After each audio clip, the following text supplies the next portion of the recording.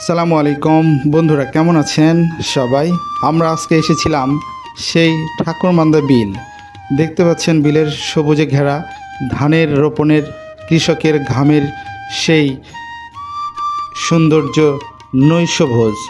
এবং এটা মান্দা শহরে, মান্দা থেকে প্রায় 15 কিলো এবং তার একটু বেশি হতে পারে এই ঠাকুরমান্দা বিল।